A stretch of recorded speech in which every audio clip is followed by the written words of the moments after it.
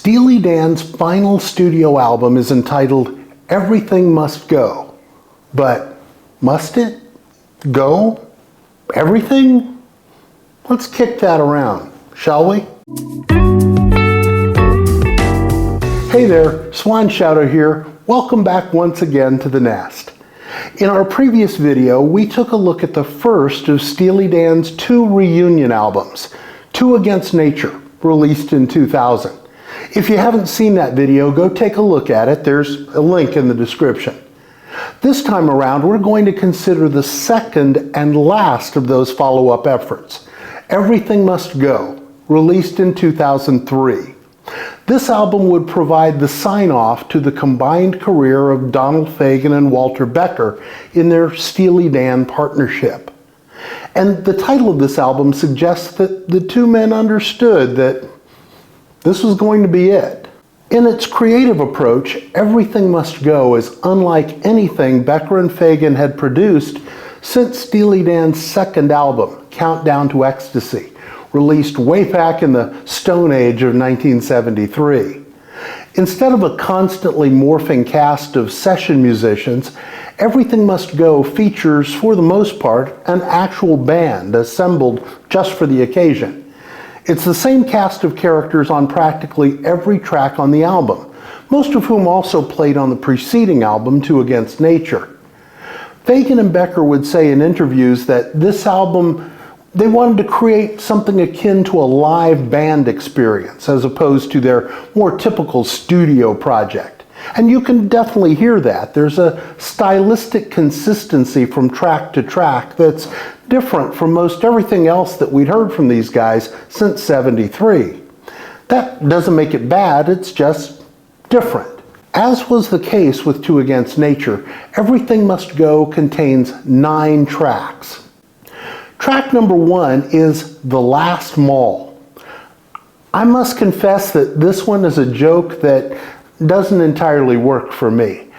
I get the end of the world motif being a metaphor for Fagen and Becker drawing down the curtain on Steely Dan as a recording entity. The entire album ties into that. But it doesn't seem like this is the most inspired way of going about it. Steely Dan didn't do a lot of straight blues-based tunes, and this is kind of why. It's just okay. Which is unfortunate because historically, every Steely Dan album opened with a banger of a track. Of those 9 opening numbers, this is by far the least interesting. As I said, it's just okay. The second song is Things I Miss the Most. This one gives us Donald Fagen singing at his most self-effacing and rueful. I actually like the writing of this one. The lyrics come off as sincerely thoughtful in a way that we don't get from these guys very often. The music doesn't really grab me though. It's rather pedestrian. Now, it's beautifully played. Walter Becker, as he did on the previous album, doubles on bass, which was his usual instrument in Steely Dan, as well as lead guitar. And it's refreshing to get more of that solo guitar feel from Walter than we heard in the classic period. But strip away the sardonic lyrics and this is a tune that could have come from any number of random jazz outfits. There's nothing at all bad about it, but somehow it's less than what I expect from Steely Dan. Then we get the third track, Blues Beach. This is one of the very few tracks in the entire Steely Dan catalog that I would categorize as skippable. It's not terrible, but I wouldn't feel as though I was missing anything if I never heard it again. I think what I don't enjoy about this song is that it's goofy. I tried to come up with another word, but that really is the one that describes the sound of this, at least to my ears. I listen to Steely Dan for a lot of different qualities, but goofiness is not one of them. This is a song I could hear Huey Lewis and the News doing. Now, don't get me wrong, I love Huey and the News, and they can go to that sort of dorky place, and it suits them. Dorky does not fit Donald Fagen and Walter Becker. Strangely though, this was the song that they chose as the only single released from this album. It was not successful. Godwhacker, track number 4, is an interesting song. It's extremely dark thematically. It's literally about assassins conspiring to take out the Almighty. And it was apparently written mostly by Fagen when he was in a painful personal space following the death of his mother from Alzheimer's. Musically, it's not dark at all, however. It's cool and jazzy and funky, and it rocks a good deal harder than we generally heard from late period Steely Dan. Keith Carlock, who does all of the drumming on this album, just kills it on this track, no pun intended, showing all of the reasons why he's one of my absolute favorite drummers. Becker busts out a smoking guitar solo. I wish we'd heard more of this from him over the years. The one musical piece that feels slightly out of place to me is Fagen plays a synth solo that mimics the sound of a harmonica. I'm not crazy about that. And the lyrical theme is okay. But the music here, some of the most memorable on this album. Unfortunately, track number 5 is Slang of Ages, which is noteworthy as the only song in the Steely Dan discography on which Walter Becker sings a solo lead. There's a reason why we never heard Walter sing an entire song before, and that reason is this song. As a vocalist, Walter was a great bass player and guitarist. Look, not everyone can be excellent at everything. The song itself is all right, I suppose, but Becker's lead vocal places Slang of Ages in the unique place, for me, of being my least favorite Steely Dan song of all time. And given that I've already heard Blues Beach by this point, that's quite the accomplishment. Track number 6 is Green Book.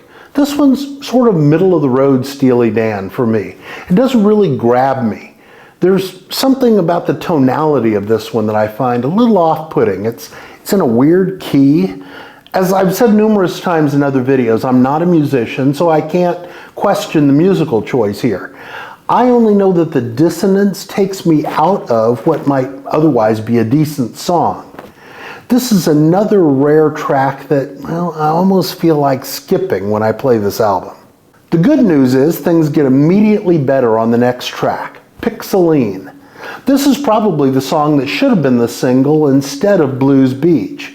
It's got a nice beat that makes you want to move your body, it's got a catchy groove, and it's got one of Fagen's better vocal performances on the album. It's also got something else that we never heard before on a Steely Dan track, a single female backing vocalist given a spotlight turn. That's Carolyn Leonhardt, and she really makes the song memorable. It's not the most complex tune that Fagen and Becker ever wrote, but it's the kind of song you could imagine getting some high-profile radio rotation given the opportunity. Track number 8 is Lunch with Gina. This is a great energetic track that, together with Pixeline right before it, makes you wish they had decided to do the entire album in this vein. Again, like Pixeline, it might not be the most inspired Steely Dan song ever, but it's fun. I'd go to lunch with Gina, and I might even pick up the tab. And that brings us to the 9th and final number, the title track, Everything Must Go. There really is a sense of conclusion in this song, not just in the title and the song's placement at the end of the record, but in the overall mood. The lyrics completely sell the sense of, hey, it's been a slice, but we're done here. The repeated line, we're going out of business, everything must go, tells the entire story. It's a fitting coda to an unparalleled career. So what do you think about Everything Must Go? What are the highs and lows for you? Where would you stack it alongside the rest of the Steely Dan oeuvre? I love that word. Let us know in the comments below. If you've enjoyed this video, please hit it with a thumbs up. If you're not already a subscriber, please tap that subscribe button and ring the notification bell because we've got a ton more content coming and you'll want to be here when it lands.